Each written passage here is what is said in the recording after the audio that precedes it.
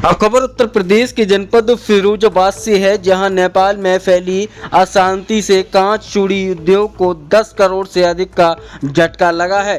त्योहार के सीजन में नेपाल में फैली हिंसा और राजनीतिक अस्थिरता ने फिरोजाबाद से कांच चूड़ी कारोबार को गहरा झटका दिया है। नेपाल रवाना हुई करोड़ों रुपए की चूड़ियों से भरे 50 से अधिक ट्रक सीमा में फंसकर रह गए हैं। अनुमान के मुताबिक इन ट्रकों की करीब 5 करोड़ रुपए का माल अटका पड़ा है। वहीं पहले से भेजी गई खेप का करीब 5 करोड़ रुपए का भुगतान भी अटका हुआ है। वहीं नेपाल के नारायण घाट, पोखरा, काठमांडू, बुडबल, साथी, भैरवा और इटौरा जैसे बड़े शहरों में फिरोजाबाद निर्मित चूड़ी की भारी खपत है।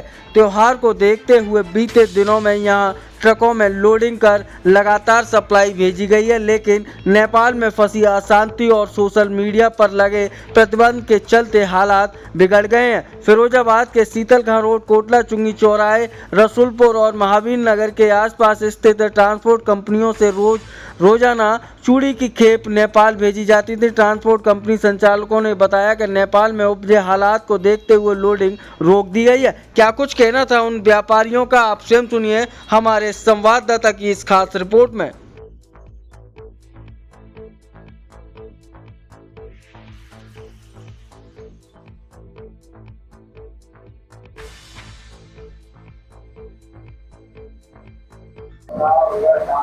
क्या नाम आपका?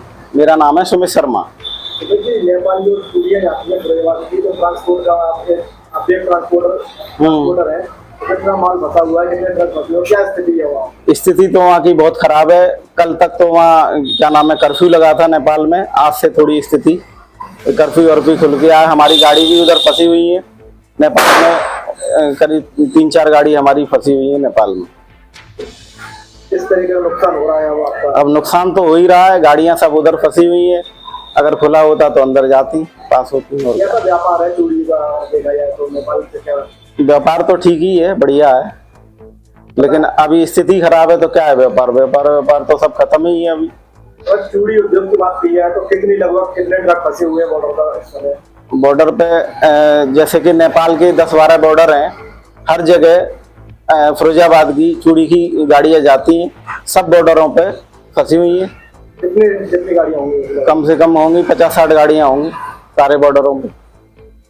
तो अब गाड़ियाँ भी खड़ी हैं तो कुछ खर्चा और बढ़ रहा है।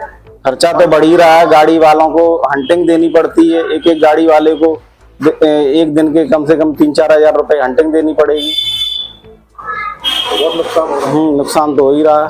अच्छा, क्या नाम है आपका? संजय जैन। संजय जी, ये भारत वो नेपाल में एक हिंसा हो रही है, तो चूड़ी पर क्या असर पड़ा है? तो कितना नुकसान हुआ है? देखिए, नेपाल और भारत के बहुत व्यापार है। चूड़ी के बेसिस रूप का व्यापार है और फिरोजाबाद के 10 परिवार है जिनके वहाँ पे ब्रांचेज हैं। और व्यापार तो युद्ध होने की वजह से, वहाँ के माल खराब होने की वजह से चूड़ी का कारोबार सब रुका हुआ है, क्योंकि बाजार बंद है, आगजनी फैली हुई है। काफी ट्रक बॉर्डर पे खड़े हुए हैं। 10 करोड़ से ऊपर नुकसान है।